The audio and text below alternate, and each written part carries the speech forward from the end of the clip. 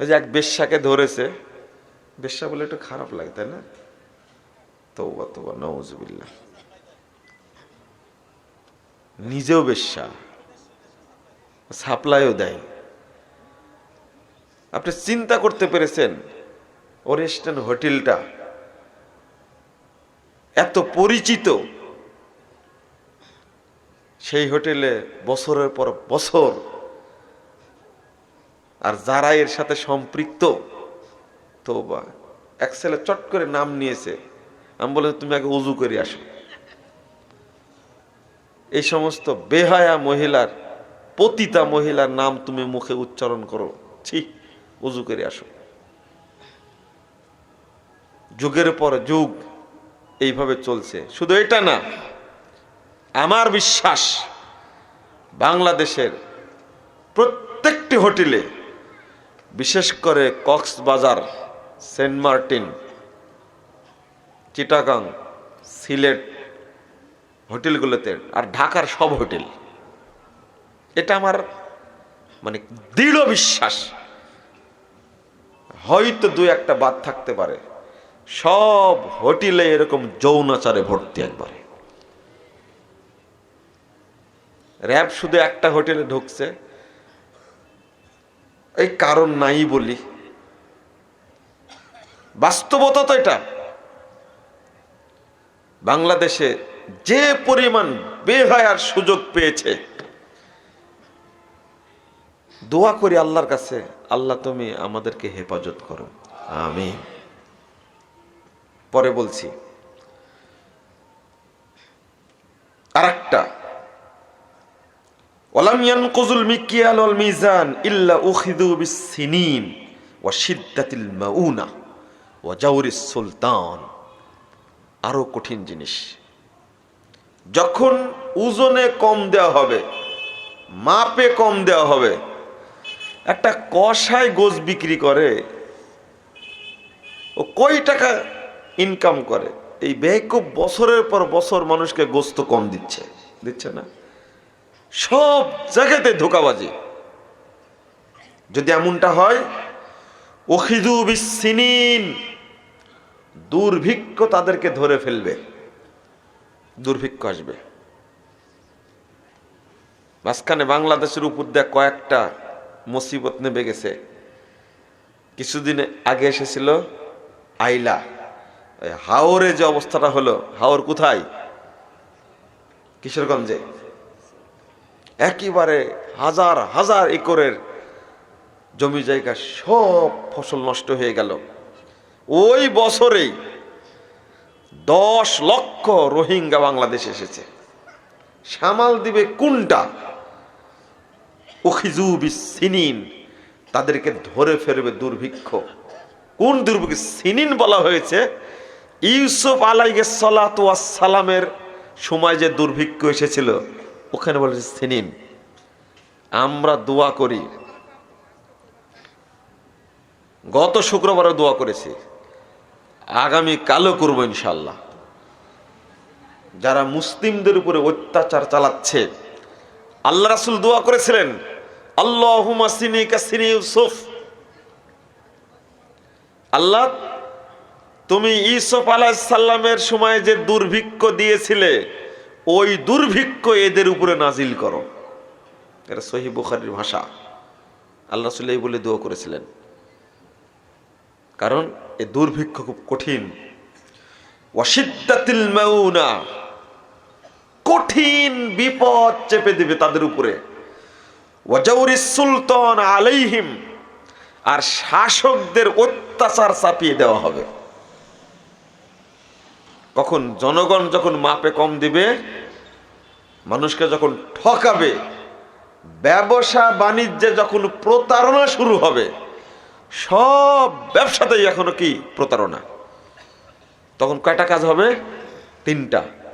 একটা, দুর্ভিক্ষ আসবে, আর কঠিন শাস্তি নাজিল হবে, আর সরকার এমনিতে জুলুম করবে। জালেম সরকারকে মানুষের উপরে আল্লাহ চাপিয়ে দিবেন, তোরা জালেম সরকারের জুলুম ভোগ কর। 3, ওয়ালাম ইয়ামনাউ যাকাতা আমওয়ালিহিম ইল্লা মুনিউল কাতারা মিনাস সামাই ওয়ালাউলাল বাহাইম ওয়ালাম ইউমতারু ওয়ালাম ইয়ানকুযু। তারপরে বলছেন যখন যাকাত দেওয়া বন্ধ করে দিবে, এখানে একটা কথা বলতেই হয়, মাযহাবিদের প্রভাব থাকার কারণে বাংলাদেশে অধিকাংশ মানুষই ওশরও দেয় না, যাকাতও দেয় না। এটা কি আপনারা জানেন? একটা জাল হাদিস চালু আছে এবং এই ফতোয়াটা হেদায়ের মধ্যে আছে 593 পৃষ্ঠায়। সারা বাংলাদেশে গম হচ্ছে হাজার হাজার টন, কোটি কোটি টন, এই গমের ওশর বের করে না। ধান হচ্ছে প্রচুর, ওশর বের করে না। আরো কোটি কোটি টাকার ব্যবসা করছে এক একজন ব্যবসায়ী, যাকাত বের করে না। যদি মানুষ যাকাত দিত তাহলে মানুষ দরিদ্র থাকতো না।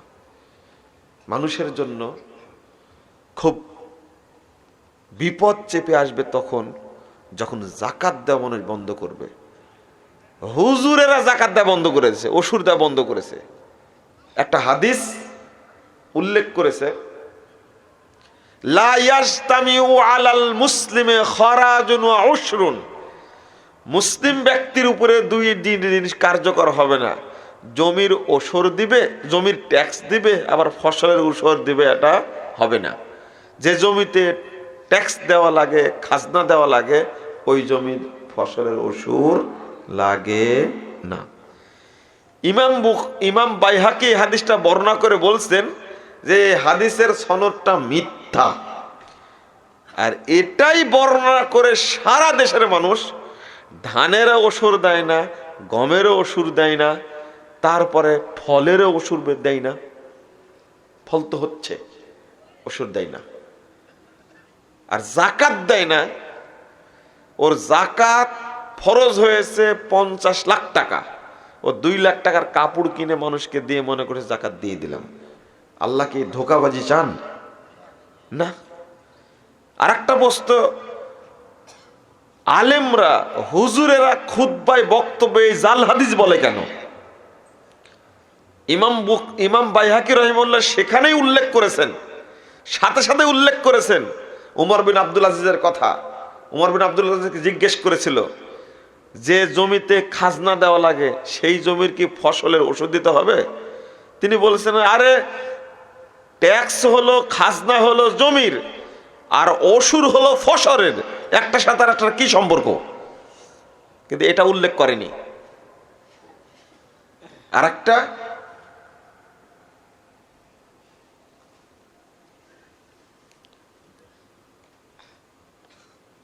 আল্লাহ বলছেন ওয়াতু হাক্কাহু ইয়াউমা হাসাদি, যেদিন ফসল কাটবে সেই দিনই তার অংশ কি করে দাও?